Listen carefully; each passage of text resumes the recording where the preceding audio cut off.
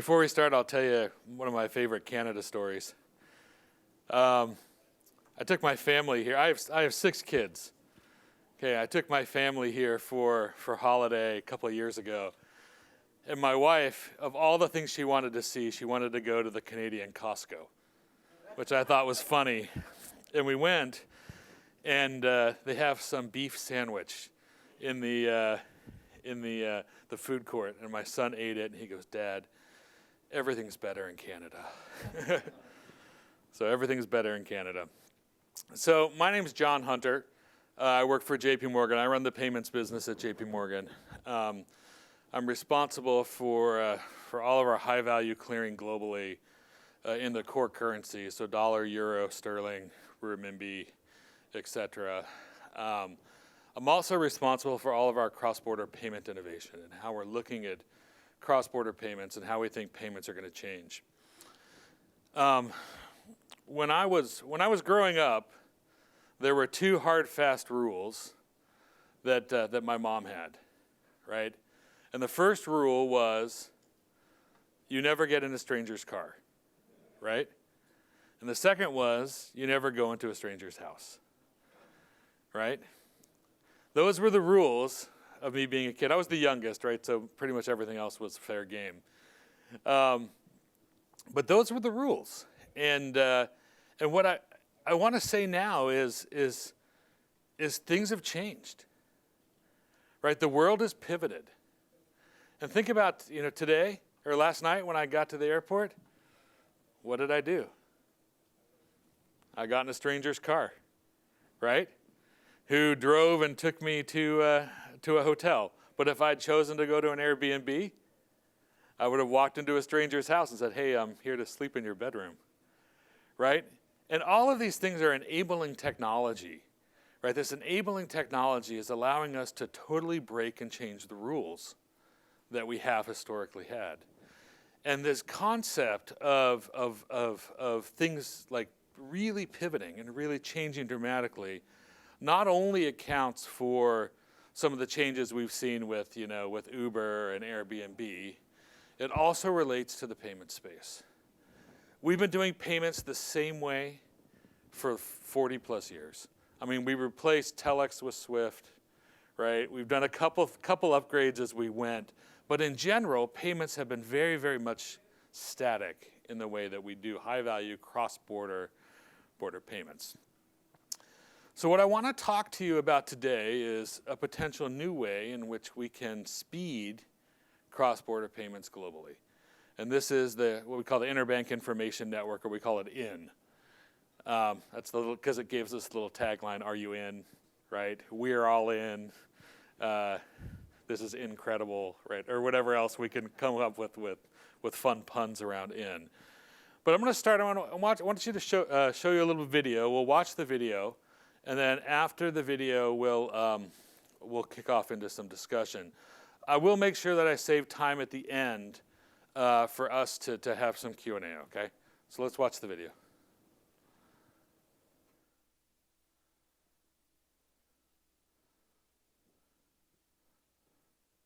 Yeah, there's no sound yet. There we go. What looks like a bank from outside is a maze of processes on the inside through which every transaction is trying to move. All payments and transfers worldwide navigate an underlying fragmented network of stakeholders. Payment-related communication is interdependent. Therefore, it moves back and forth in the stakeholder chain. Currently, the only way for payments and information to move forward is through bilateral hops along the chain. No matter how inefficient, slow, or expensive the process may be. So, even a single piece of missing information can hinder the whole life cycle of a transaction, at times by months. Perhaps the answer to avoiding delay lies outside the process itself. What if information could move directly between stakeholders through a platform where payment information can be securely exchanged in real time across the globe? The Interbank Information Network, IIN, is here to reimagine the flow of finance and business communication. IIN is built using blockchain technology, creating a decentralized ledger for network participants to enable fast, secure, and reliable peer-to-peer communication between multiple parties. Imagine IIN as the go-to platform for seamless connectivity among organizations and institutions for the transfer of financial information. IIN's first live application, Resolve, streamlines the compliance checks for correspondent banking. By simply raising an inquiry, a bank can request or provide the required information. This gives you greater control over what you share and receive. If crucial data can flow easily, safely, and efficiently within Resolve, think of all the other possibilities. We welcome you to explore, experiment, and build on this platform, creating opportunities for the industry and shaping the business of the future. Are you in?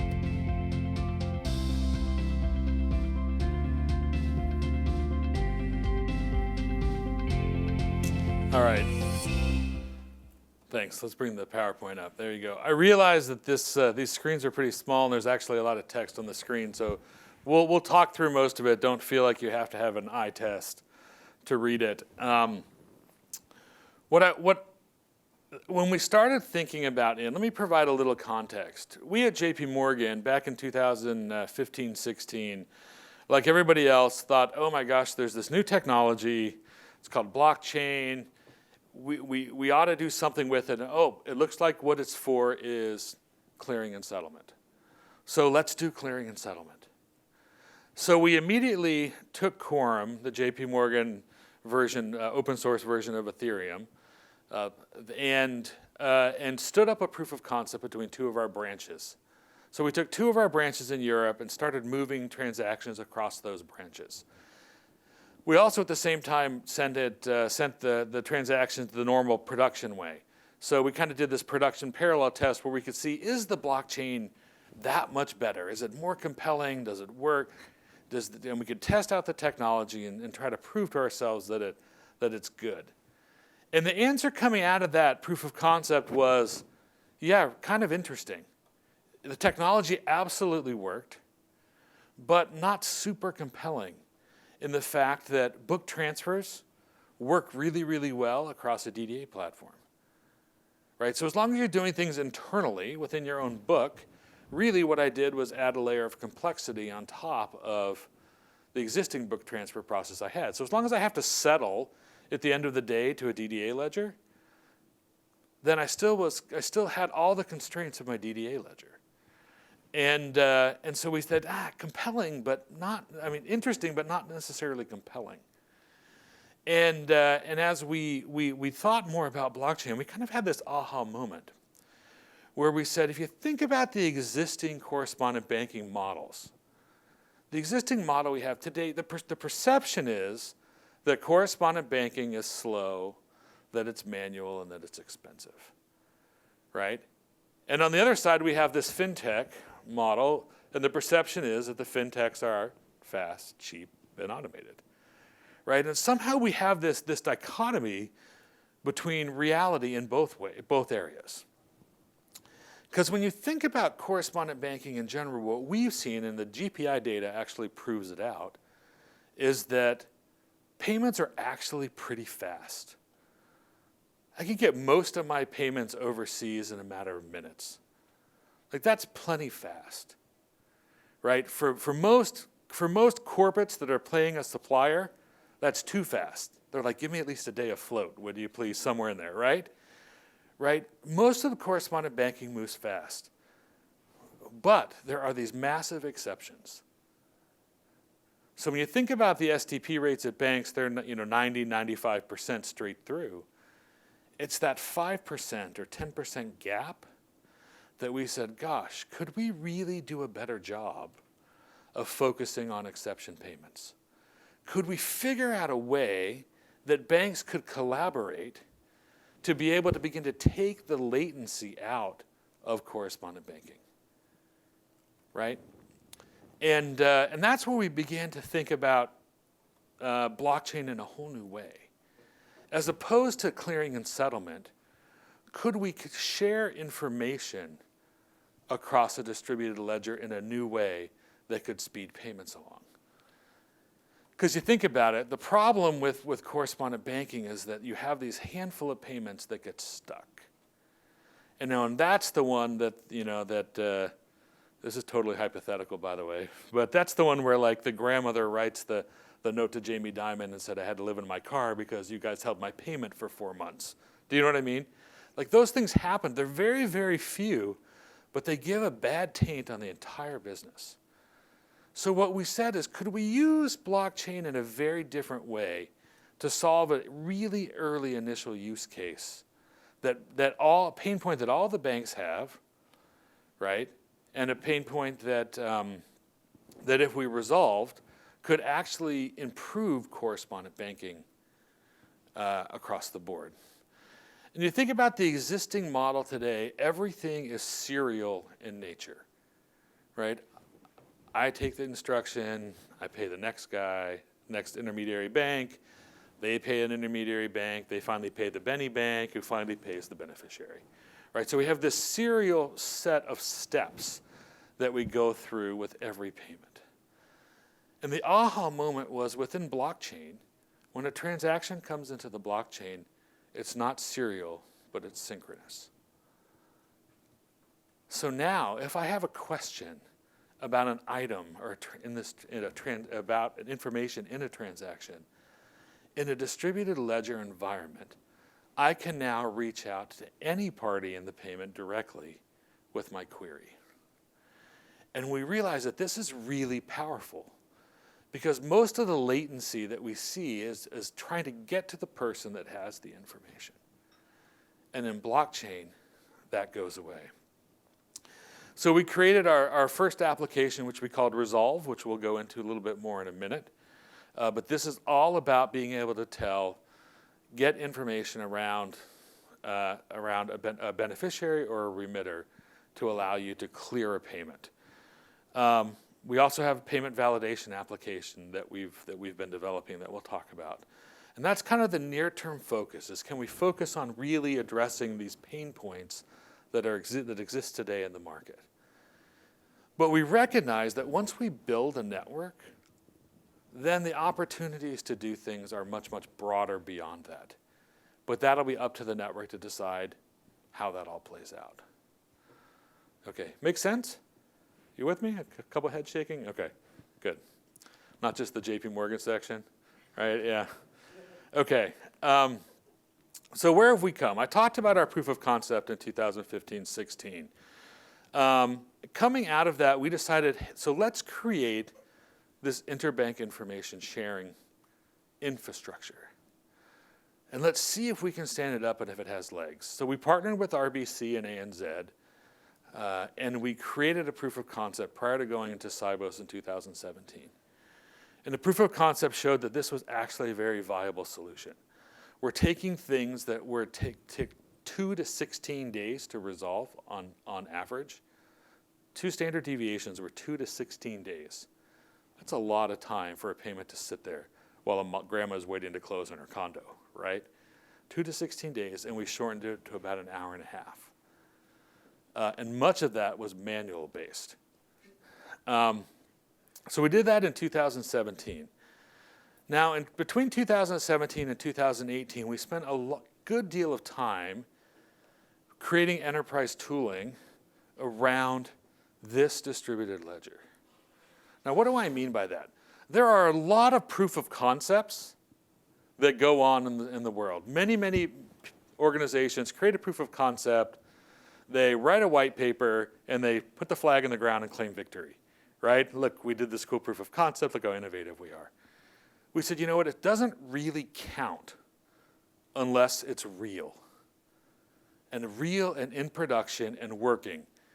And has the appropriate enterprise tooling that says, you know, what if the power goes out right in the middle of the information exchange, right? How do we reconcile that every transaction we got in, we actually know how to deal with on the way out? So we spent a good deal of time in that year fleshing out all the enterprise tooling to make this enterprise ready. It was all the safety and security checks, all the validation, to past all the JP Morgan hurdles that are required for us to be able to go live with an application. And that's not a light task. But what it proved to us is we can get a blockchain distributed ledger application live and we can do it in an appropriate way that keeps everything safe and secure. Earlier this year in 2019, we had the first governance kickoff.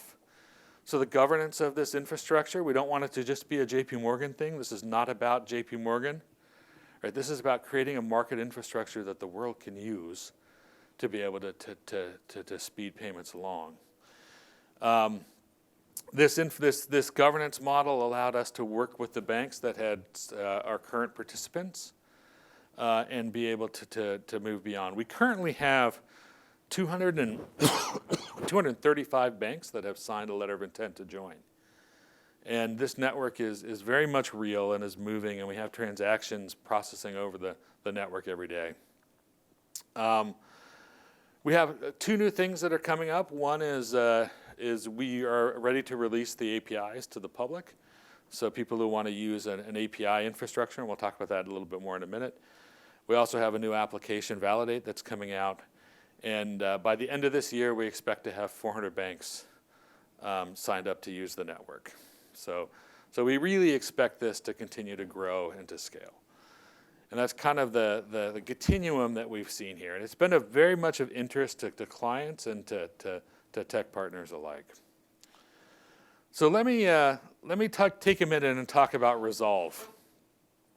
So Resolve was the first use case that we came up with.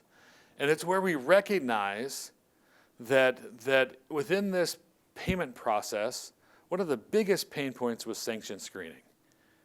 If a payment stops and you can't tell if it's the good John Hunter or the bad John Hunter, right? Because we know there's plenty of bad John Hunters out there, right?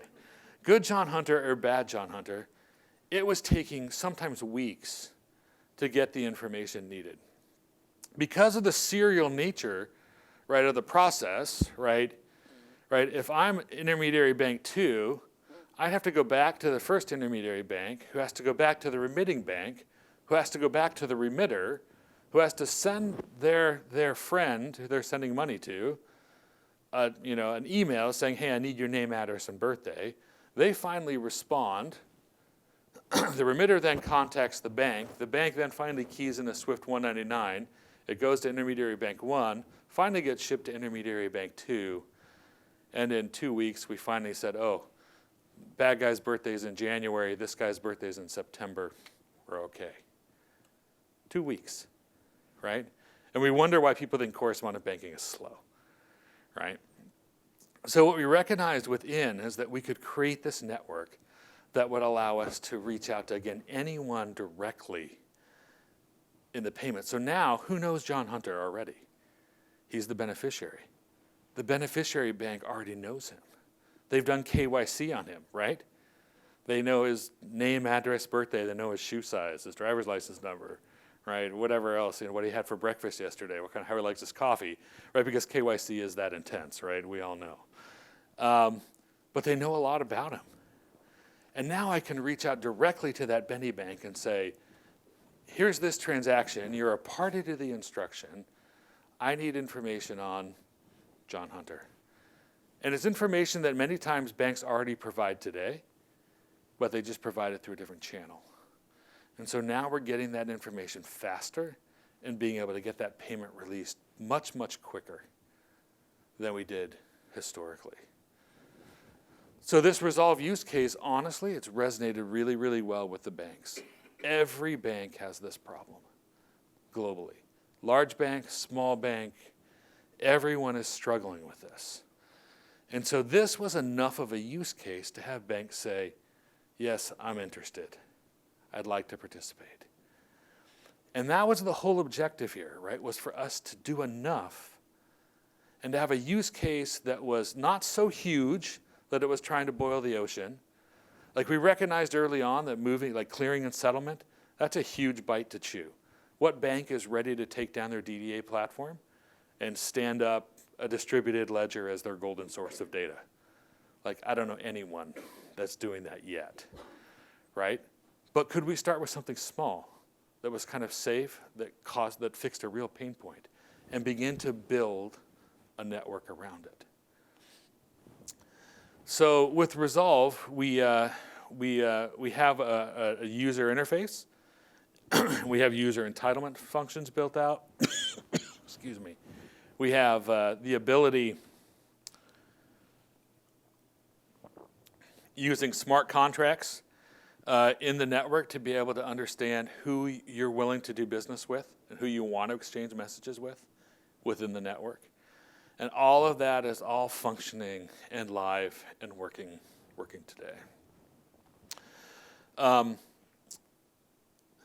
The second application that we're rolling out, and this will roll out in Q3, we're calling Validate.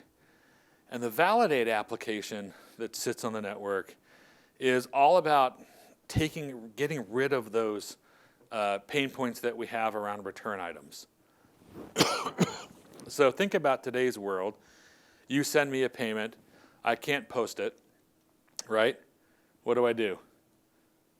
I reject it, potentially even maybe take a fee out of it, depending on our arrangement, and excuse me, send the money back to you.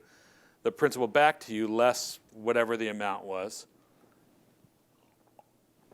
right? And do so in a way that your client now has to reinitiate another payment, right? Because they fat-fingered 2 numbers in the account number, right? Or they're missing one. They didn't get the full number to begin with. What if you could actually ping JP Morgan and say, JP Morgan, I'm sending you this payment. Is this a valid account on your books?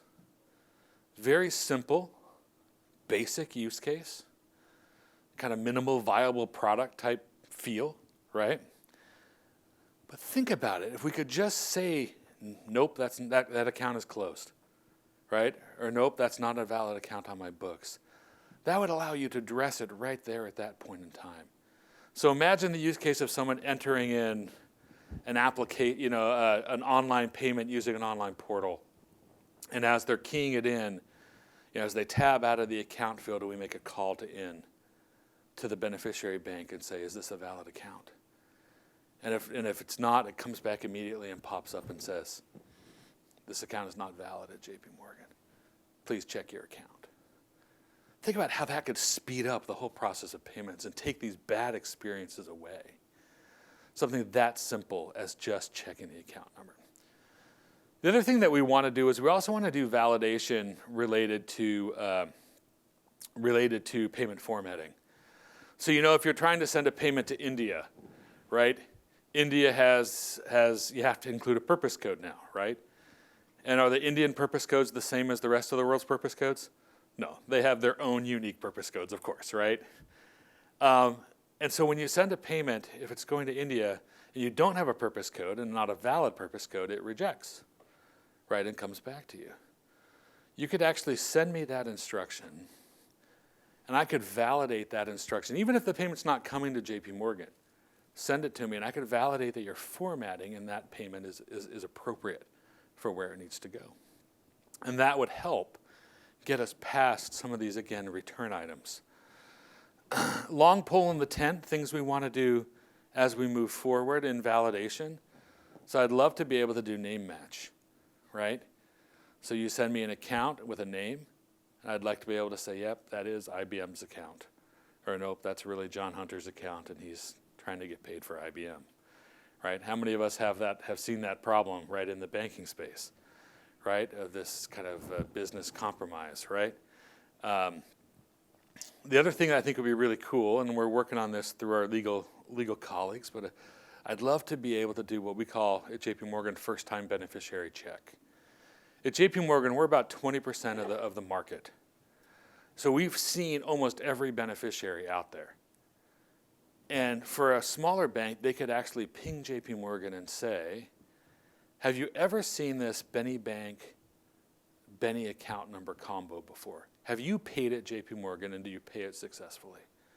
Because we found that most of the fraud that happens in the world are these new accounts that no one's ever paid. And so we could come back and we could say, yes, we've paid that account 12 times. That might give a bank a different level of comfort, right, around processing that payment than they do today. So we want to be able to do business validation apps. So you think about Resolve, right, which is all about kind of post-transaction queries. And we want to build this kind of inline transaction processing as well. Does that make sense? This validation process as well. And we think that these solve real pain points today, right? And so this is using blockchain and distributed ledger technologies to solve existing issues. And what we're finding is enough of a pain point to have banks join and to be able to build a network. And then once we've built the network, again, the opportunities are pretty broad on what we can do with a network. So the third thing that we will be released in Q3 is what we call the Developer Sandbox, or the Developer Lab. So I said earlier, we don't want this to just be a JP Morgan thing. What we really want is this to become an ecosystem and a platform for people to build and deploy on. And any of the banks that are in the chain can utilize and leverage any app that gets built and put on the platform. They don't have to. Each bank can choose what apps they want to use, kind of similar to the App Store on your iPhone or your Google Play, right? But this concept of being able to have a platform that people can build and deploy services on to be able to get business value now. So I was in Australia last week, and the large Australian banks have joined. And they said, so we could build a piece of value for the that we could get across the Australian banks. I said, absolutely. You could deploy it, and only the Australian banks could use it. You can define that, and you could build it and deploy it yourselves in the network. Because what we really want is this to grow beyond just being, right? Just being an existing JP Morgan 2 or 3 app, but good correspondent banking improvement network to be broader and to be a true ecosystem that people can deploy value on. Some people ask me, why are we doing this? Like, why are we building this in the first place? And I tell you, the answer really is that one of the values and benefits of this, of being able to have it be an ecosystem, is that we can stand up and get business value very, very quickly. Historically, these things are built and developed in a consortium model, right? You get 14 banks that all pitch in, $10 million, and then you have a pool, and you build, and you work from it, and hopefully you develop something that all those banks can agree upon and use, right? And what we've seen is that model typically breaks down, right? Again, someone said you're only as good as the lowest denominator. Excuse me.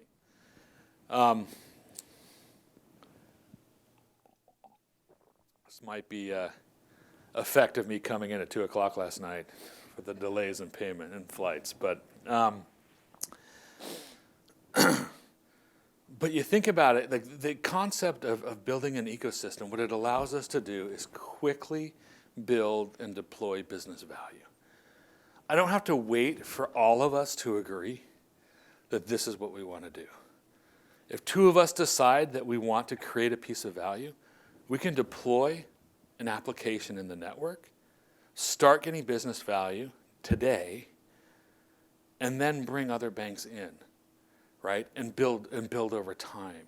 But I don't have to wait to start getting business value until everybody agrees that this is how it should work. Does that make sense? Because I think that's a huge win here, right? This concept of us being able to deploy quickly. Like, we can just start.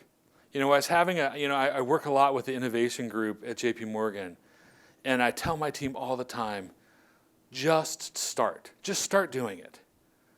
And we'll figure it out on the way. But if it's a good idea, let's test it, and let's try it, and let's start. This provides us a sandbox and to be able to do that, right? In a way of being able to stand up business value quickly. The sandbox currently is going to be open initially to participants in the network, and then it will open up to fintechs and to consultancies and others as well. But from a scalability perspective, the initial thought will be working mostly with the existing participants for the next probably 3 or 4 months. And then lastly, the fourth thing that's being rolled out is we are going live with our API store.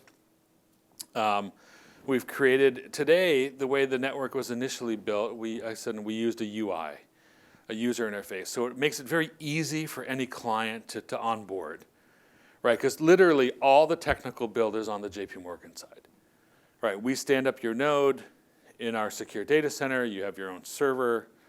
We configure that node for you, and we basically give you access to the UI.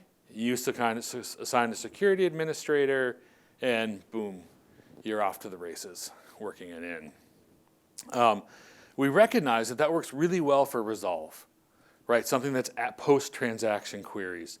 That's okay that it takes a little bit of while to respond to, right? But for validate and these kind of in-process flows, like we have to have the APIs available so you can immediately respond, right? Or immediately create your inquiry and immediately respond without any operator impact at all. So we at JP Morgan have implemented the APIs within our infrastructure already. And think about the business value here of doing that. So we talked about, is it the good John Hunter or the bad John Hunter? In today's environment, typically, you know, an operator looks at it, sees if they can clear it. Another operator looks at it, then sees if they can clear it. Finally, they escalate to compliance, and compliance then comes back and says, yeah, we just can't tell, so we need to create an outbound message.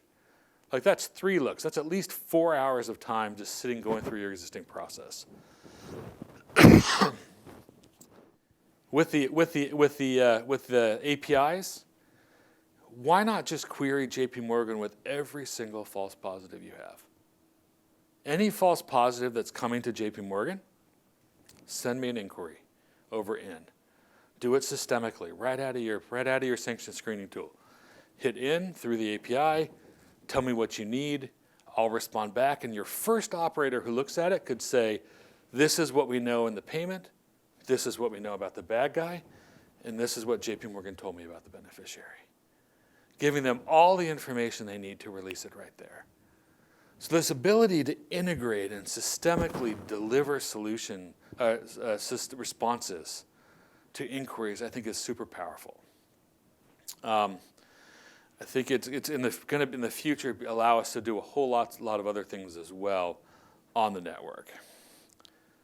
And again, the objective is to not just have one set of APIs, but to have a whole range of API connections to the network. The way we've built it is we have one in-data schema, and it's ISO 20022 plus. It's a couple other things at the end. But it really is a rich set of data. And what we're suggesting is if people do the integration and actually build the APIs and do the integration on the back end, then any application that gets built on IIN, right, will be available for use, right? Because you've already integrated that data model with your back end, right? So as long as it uses the existing data schema, right, and the query comes through in, you should be able to systemically respond to those very simply. So we think there's a lot of value in having these APIs and having it be a way of systemically responding. Now, one of the other values of the network is this concept of development building blocks. And I didn't talk about this when I was talking about the ecosystem, and I probably should have. Because what we're doing is, you think about it, what is resolve? We talked about this sanction screening use case, right? But what resolve really is secure messaging across a blockchain, right? Does it matter what the data elements are? If you want to ask a different question, you can use that same building block. As long as it's an item that's in the data schema, you could query for it. So for example, we built our validate application in 2 weeks. The reason that we did it so quickly is because we literally already had the secure messaging building block. And we already had count number as one of our validation pieces, or one of our pieces of our data schema, right? And so we could ask for name, address, and birthday, like we do with resolve. And we just said, instead of doing that, asked for account number information, right? And it became very simple and easy to stand up. The hardest part was developing the UI, which we know how that's not very hard, right? So we're building these generic building blocks within the application itself that will allow people to build simply. So we'll have file transfer mechanisms, we'll have secure messaging, we'll have a marketplace type app if you want to bring buyers and sellers together. Like we'll have data analytics and reporting, all these things that are kind of packaged as generic services in the network that as a developer you could just plug into and begin to use. And the key is then on the back end of those, if it's all integrated and we integrate that data schema once, right, then you have opportunities to really do some interesting things. So what's the value of actually integrating? You're going to save FTE, right, because you can systemically respond without people looking at it. You can scale, so you could do not just John Hunter at the point in time where you need a compliance officer to validate it, but you could send everyone. And then the third point there is that it's very simple and easy to then onboard and use new applications as they get developed and rolled out within the infrastructure. This is an example of the schema. Example of the quick mapping that we did across some of the items within Resolve and account validation and where we think that they fit. The key message on this slide really is that we want this to be and is payment type agnostic. It doesn't have to be a SWIFT 103, right? It could be any payment or any piece of information where you need more information about a customer to be able to process that transaction. This is an example of the mapping of the schema. I don't expect anyone to do it. I just wanted to prove to you that we could. If you look at the ACH ISO message, the Canadian ACH ISO message on the left side, and then mapping to the inquiry and response schemas on the right. So it literally is payment type agnostic. So where does this all go? So we've built a network. We're providing business value that's enough to have banks join. We're creating an ecosystem that allows people to build, right? And we're creating a way for people to integrate this simply into their back office. I hope you kind of catch the vision of really what we want this to become is up to you, right? We don't want this necessarily to be a long-term JP Morgan thing. The reason JP Morgan is investing and running this now is because as the largest US dollar clearer, we get a lot of value out of solving some of these pain points. So that was enough for us to say, okay, we're in. The pun intended there, all right? We're in. But in the long run, I don't want to I don't want to own and run a market infrastructure. But what we found is that you have to have one person own and drive in order to make it there timely. That the consortium model breaks down too fast, right? That if you're focused solely on having 10 banks or 15 banks work together to solve these problems, then and everyone has to agree, right? What happens, right? You get that gridlock that comes with consortium. So we're going to drive, we're going to get this stood up, and we're going to get it working, and then we have a governance model. And that governance model will include the participants in the network, and we'll make decisions on where this goes next. I mean, you probably saw the announcement on JP Morgan Coin and so lots of people come up to me and say, so is JP Morgan Coin going to be deployed on IIN? Maybe. Depends on the governance group. Do we decide that that's where this goes? Maybe that's where it goes. But if not, now at least we're getting business value today, starting with a real use case that's driving operational efficiency in the bank's back offices and improving that payment process. So that all those exception payments we're now able to process much, much, much faster. And we're hoping that we don't get that letter from the grandma saying that she couldn't close in her condo and had to live in her car, right? Because we're addressing these types of issues. All right, so that's all I had for you today. But we do have time for, we do have about 15 minutes for questions. So I'm willing to take questions or respond to people's comments or thoughts about this. I'd be interested in knowing if it resonates. Do you see value in something like this? And where do you think it could possibly go? Any bold individual? We'll just start. Oh, go ahead. What about extending this to the trade world, export import, the shipment of documents, where exchange of documents go electronically and systems? Yeah, fantastic use case. Like it was initially, I think, along with payments, clearing and settlement, everyone's immediate aha was, oh, this is perfect for trade. So yeah, it is a really, really powerful tool, and it could get there. The challenge with trade is you have to get all the parties in the process engaged.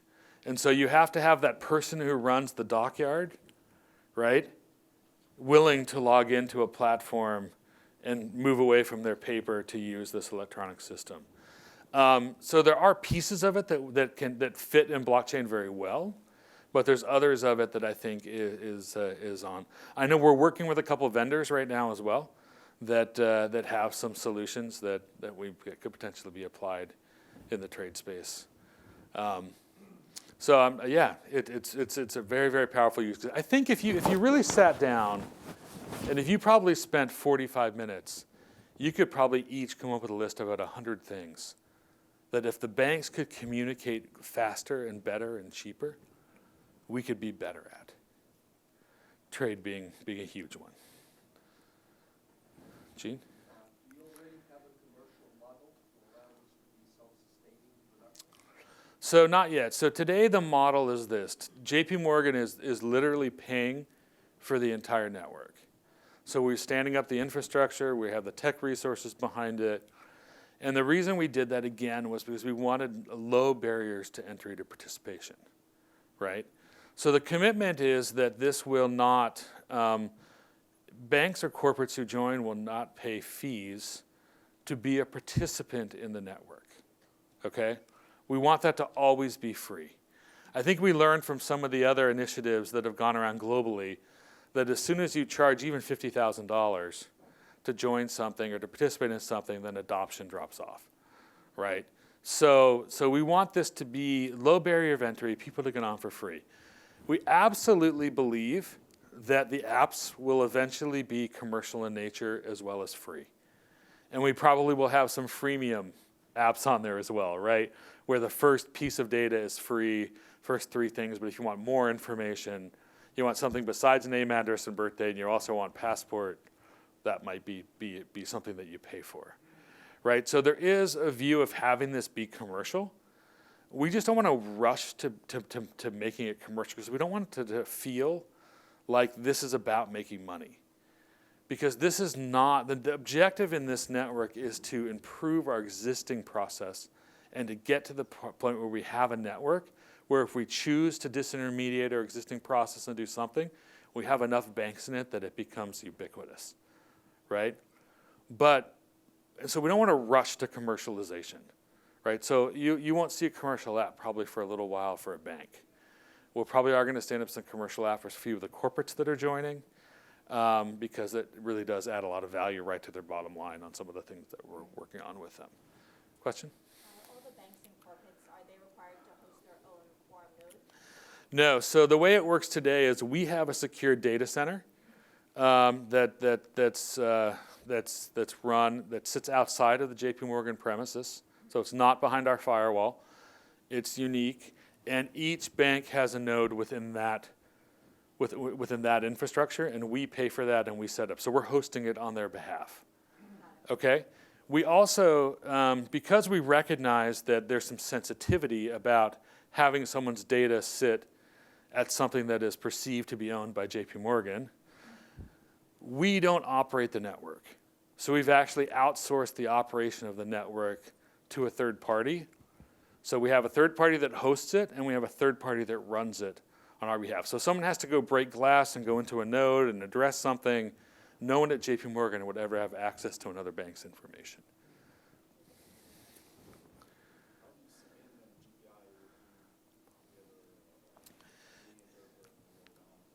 Yeah, it's a great question. Listen, I want to be really clear that our objective here is not to duplicate SWIFT. Like we're not trying to become SWIFT. This is not what we want it to be. GPI does some really good things, and they do things at the global level, and they do a consortium. It took us it's taken us almost 4 years to get to full beneficiary confirmation on GPI for the track and trace modules. Does it need to happen? Absolutely. Super valuable? Yes. We got to do it in the industry. But it's a different model, right? Because it's just slower. Because we all have to agree as banks how we want to do it. And then it gets rolled out, right? We want this to be faster and have kind of the coalition of the willing participate and start. Okay, so if eventually Swift builds something that we've already built and it becomes the ubiquitous standard, fantastic. No problem. Happy to move to it. But we don't want to wait, right? Is part of the thing. So we can create 2 or 3 of us can get together and start getting business value today on something that it might take a little bit while longer. We also have hopes that we can interoperate with GPI in many ways because we think that there's some value that we can provide and there's some value that the Swift can provide. And we've been having a lot of discussion with Swift on this. We're being very transparent and open around what we're doing because I think there's a view by some of the banks that this is kind of JP Morgan's play to take over Swift or whatever, and that's absolutely not the case.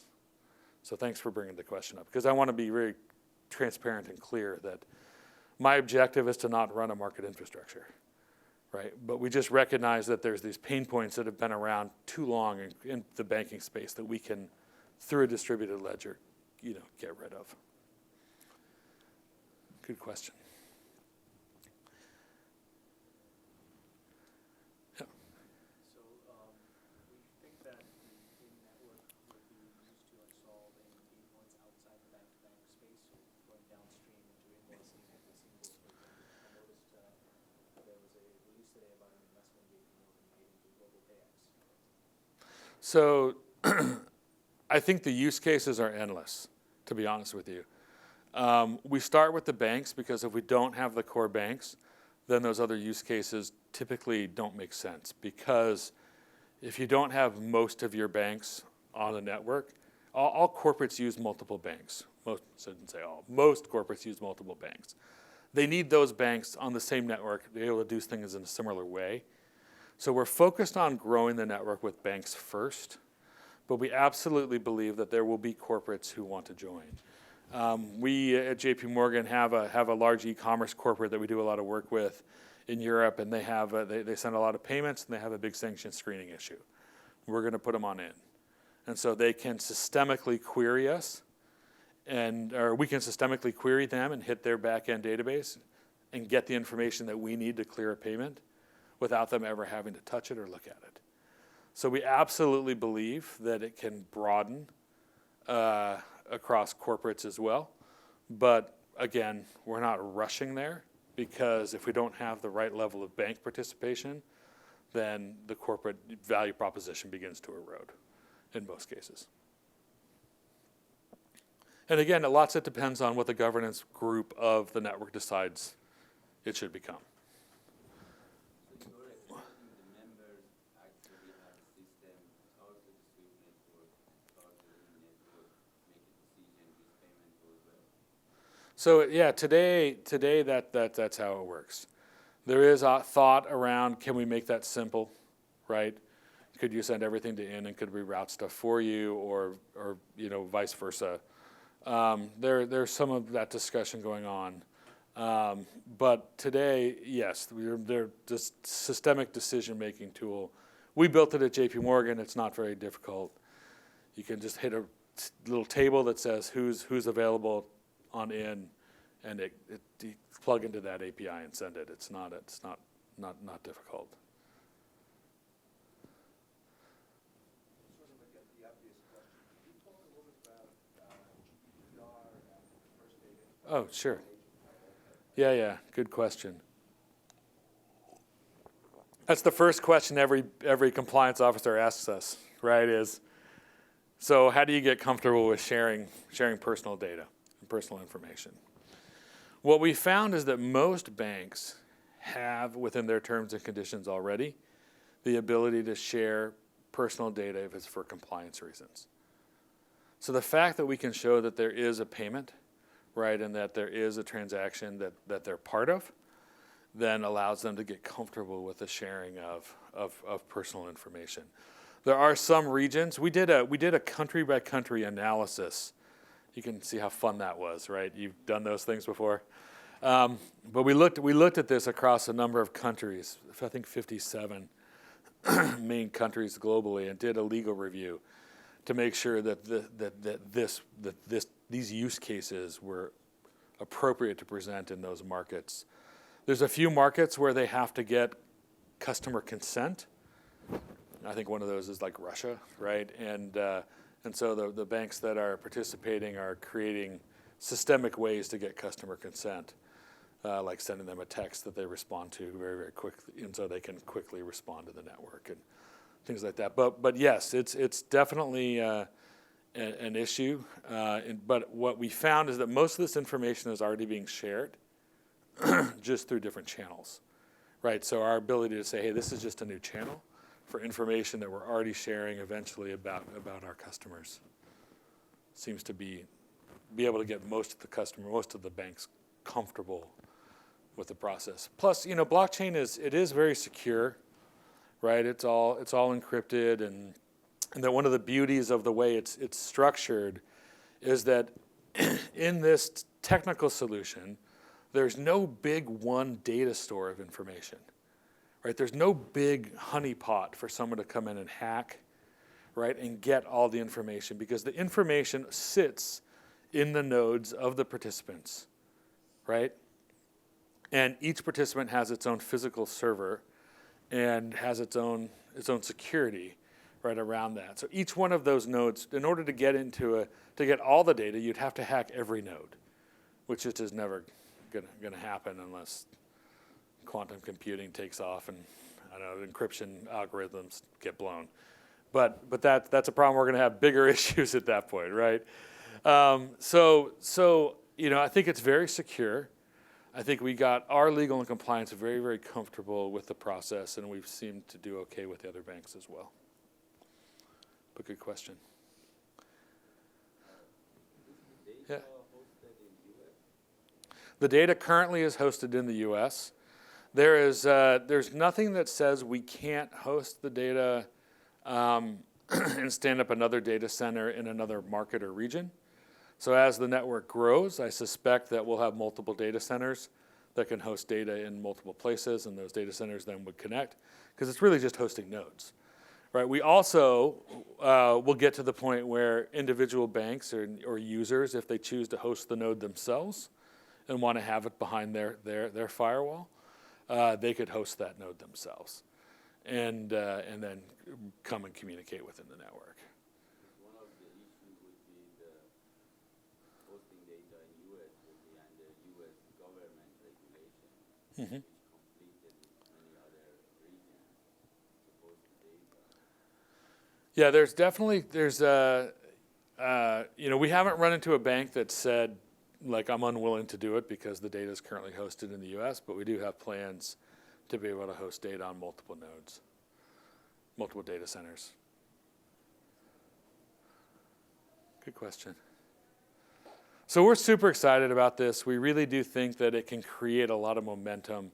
It can allow us to innovate in a different way, right? To be able to stand up solutions faster, to be able to develop value faster. And I know that the use cases that we talked about today seem very generic and basic. Like, I didn't blow any of you away by going, oh man, the whole world is changing, right? But what we found is that that's what the banks needed to get comfortable to come on board, right? And hopefully those use cases, and if we all think of them, we can all sit here and come up with a bunch of them. But those kind of more disruptive use cases, we now have a platform. If we decide we need to be there and we need to compete in that space, we now have a platform where we could, right? And that was part of the thing. Let's build the network and then figure out where we need to go as an industry. But if we got to have the network built first, if we try to do it backwards, it'll take too long. So that's why our use cases were very, very specifically focused on these existing pain points that the banks have. Question?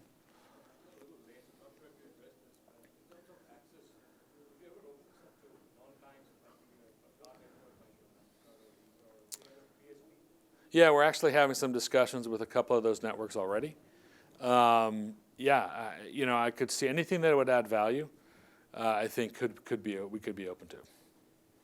And again, from a developer sandbox perspective, I see no reason that someone like that couldn't develop a solution and access all these banks from this network, right?